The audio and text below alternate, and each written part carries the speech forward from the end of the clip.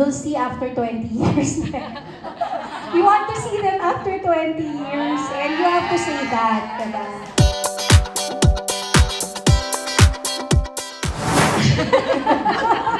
Sorry, for the VMX babes, no? Syempre, we are in the same company. So, syempre, natutuwa kami na they look up to us. Sinasabi nga nila, para daw nila kaming ate. Nakakatuwa naman yung gano'n na na-inspire sila sa amin. And syempre, being in the same company, we also want to support them as well as they want to support us. So, yun nga, sabi nga namin, instead of having any competition, it's nice that na-inspire niyo isa't isa. And sa mga ibang girl group din na lumalabas, ang gusto namin laging i-promote as a group is yung women empowerment, na we have to support each other. Hindi dapat tayo magkaroon ng competition, hindi tayo dapat magkaroon ng mga inggitan, bakit mas magaling kami sa inyo.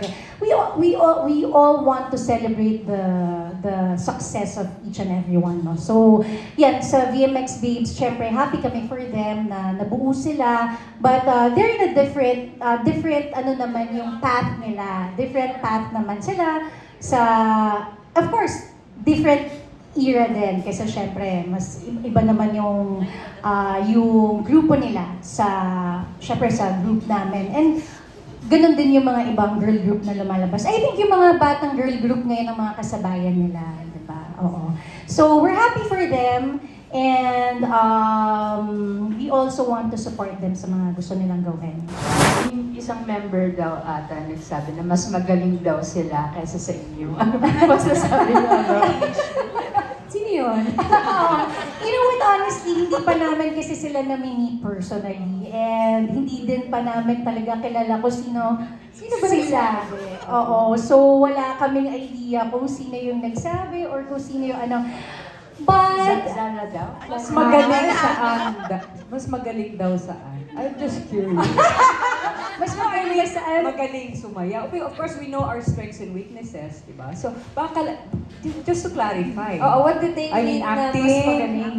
So, Acting. I think that's a very nice motivation for them to say na mas magaling sila sa amin. And, you know, they're entitled to their own opinion.